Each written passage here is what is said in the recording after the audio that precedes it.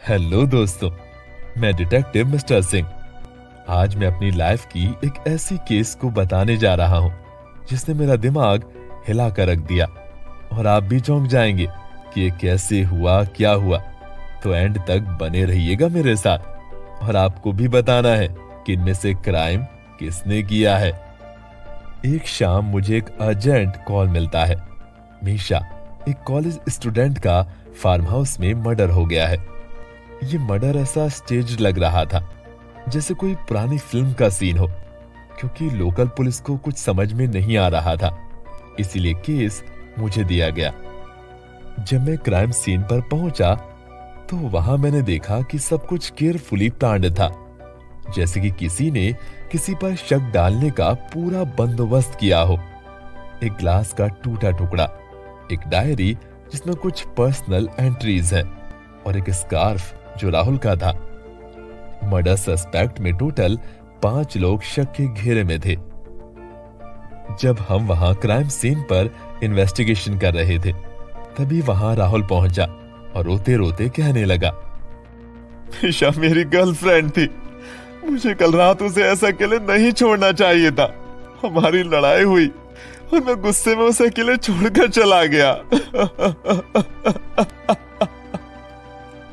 ये सब सुनकर मेरा शक राहुल के ऊपर जाने लगा। सब कुछ करके अब मुझे यहाँ पर ये सब कहानियां बता रहा है। फिर हमने उसे पूछताछ के लिए बुलाया। अगले दिन सुबह राहुल पुलिस स्टेशन आता है। उसके हाथ में चोट लगी थी जो मेरा शक और बढ़ा रही थी। फिर मैंने उससे पूछ ही लिया कि ये चोट कैसे लगी, तो राहुल ने बताया, गुस्से में मैंने दीवार पर जोर से मुक्का मारा। उसकी वजह से मेरे इस हाथ पर चोट लग गई और जब मैं वहां से आ रहा था तब मैंने सिक्योरिटी गार्ड रमेश को कह कर गया था कि मीशा अकेली है, उसका ध्यान रखना आप। राहुल से पूछताछ के बाद पता चला कि वहां पर रमेश भी था। फिर हमने रमेश को बुलाया इन्वेस्टिगेशन के लिए। रमेश ने बताया, हाँ सर, उस वक्त मैं वहीं पर था। राहुल बाबा तब वहां से चले गए थे। बिटिया अंदर थी, लेकिन वहां फार्म हाउस का केयरटेकर भी था जो थोड़ी दूर पर ही रहता था। अब मेरा शक उस केयरटेकर पर जाने लगा। फिर अगली सुबह मैं केयरटेकर से मिलने चला गया। वहां केयरटेकर से मेरी बात हुई। उसने कहा, उस रात मैं अपने रूम पर सो रहा था और मेरी तबीयत भी ठीक नहीं थी। केयरटेकर की बातों से मुझे कोई क्लू नहीं मिला, लेकिन वो सच कह रहा था या नहीं इस बात का कोई सबूत भी नहीं मिला मुझे अब कुछ क्लू नहीं मिल रहा था। फिर मैंने सोचा कि मीशा की डायरी पढ़ते हैं, शायद उससे कुछ क्लू मिल जाए।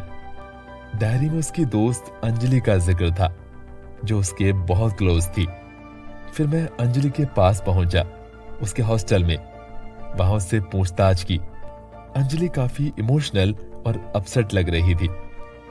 अंजलि के कुछ बयान अजीब लगते हैं मुझे, क्योंकि वो राहुल के अगेंस्ट और भी स्ट्रॉन्ग स्टेटमेंट्स दे रही थी। वो कह रही है कि राहुल काफी पॉसेसिव और जेलस था और वो मीशा के लिए ठीक नहीं था।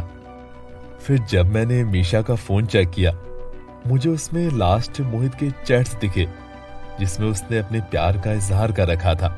बार बार उसे प्यार का इजहार किया। मीशा उसे मना कर रही थी। मोहित से मुलाकात के बाद मुझे ये पता चला कि वो मीशा से प्यार करता था, लेकिन वो सिर्फ उसका फ्रेंड बनकर रह गया था।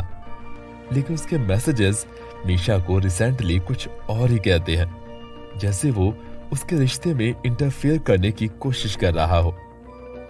फिर मैंने सभी सस्पेक्ट्स के स्टेटमेंट्स को डिटेल में एनालाइज किया और राहुल के अगेंस्ट एविडेंस स्ट्रॉन्ग लगने के बावजूद मुझे कुछ और बातें मिलती हैं जो मेरा ध्यान अंजलि की तरफ खींचती हैं। और अब मेरा शक मोहित, राहुल, अंजलि सभी पर जा रहा था। मुझे समझ नहीं आ रहा था कि मैं करूं तो क्या करूं। फिर अगले दिन कुछ ऐसा हुआ जो मैंने सोचा भी नहीं था। फोरेंसिक रिपोर्ट में यह पता चला कि वहां 2 लोगों के ब्लड्स मिले हैं, एक मीशा का और एक सस्पेक्ट्स का हो सकता है। जैसे ही मुझे ये पता चला, मैंने वहां पर सारे सस्पेक्ट को बुलाया।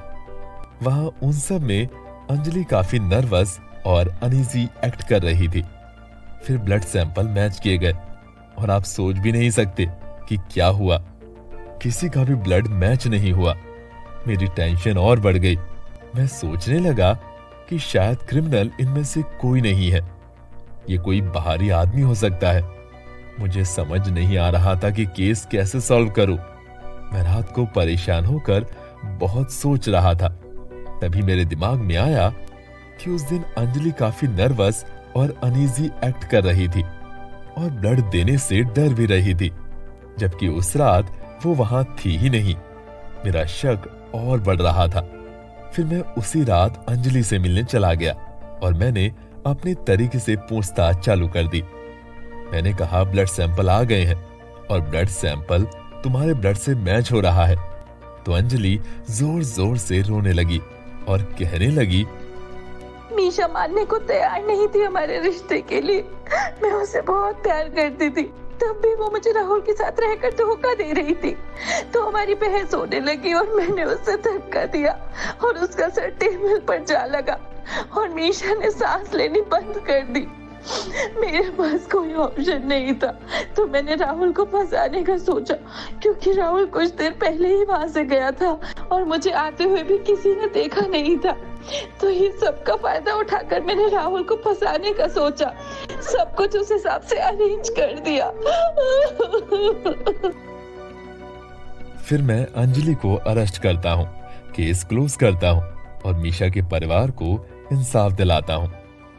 फिर कुछ दिन गुजरने के बाद मैं सोचता हूँ कि आखिर वो ब्लड सैंपल किसका था।